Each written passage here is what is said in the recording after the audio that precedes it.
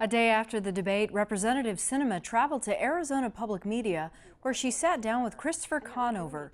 They began their discussion on the issue of health care.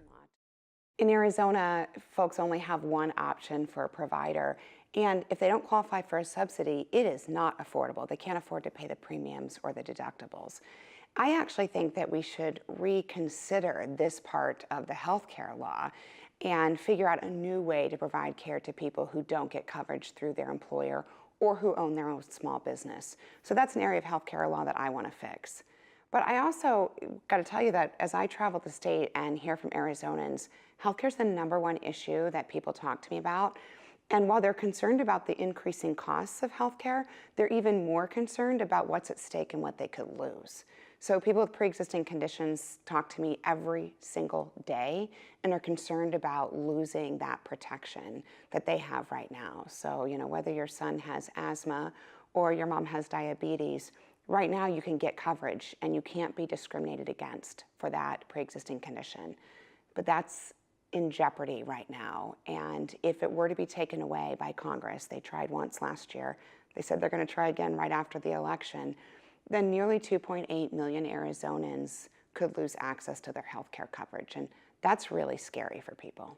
The president keeps talking about a wall, a big, beautiful wall that Mexico may or may not pay for. Is a wall part of the answer, and is funding for a wall something you would support?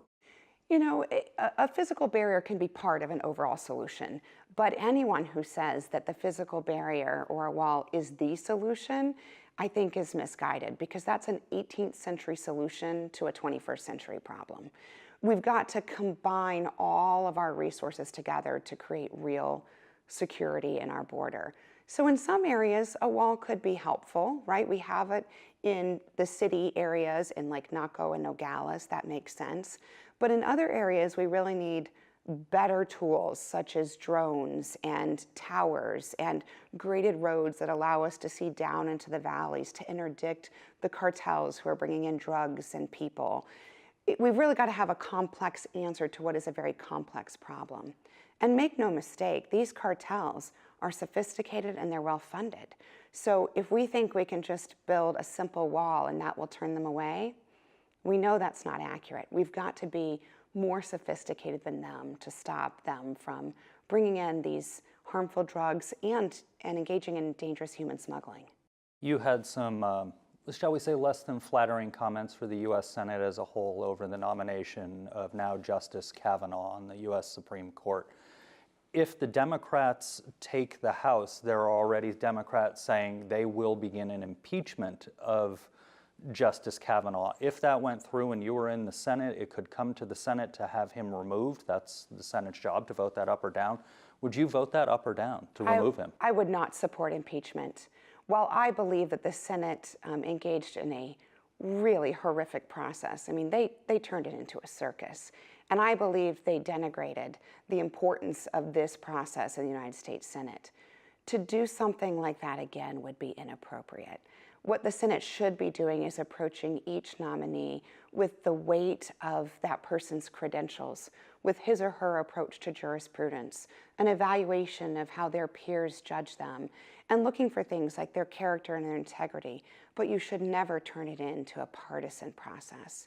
And I would absolutely oppose efforts to try and go back and reopen that difficult time. What I would work for instead is to reinstall the bipartisan process that should exist when judges are nominated, whether it be for a lower court position or for the highest court in the land. This used to be a bipartisan process where 60 members of the Senate, at least, would come together to support a nominee. And that nominee was chosen not because he or she was liberal or conservative, but because he or she was someone who had a record of meting out justice fairly and impartially. That's what our country deserves, and that's what I'll be working for and trying to convince my colleagues to support if I'm a United States Senator. We've also invited Representative McSally to appear on the show. At this point, we've not scheduled a date for that interview. You can hear more from Sinema on The Buzz, hosted by Christopher Conover. New episodes air Fridays at 8:30 a.m. on NPR 89.1 or listen online at azpm.org.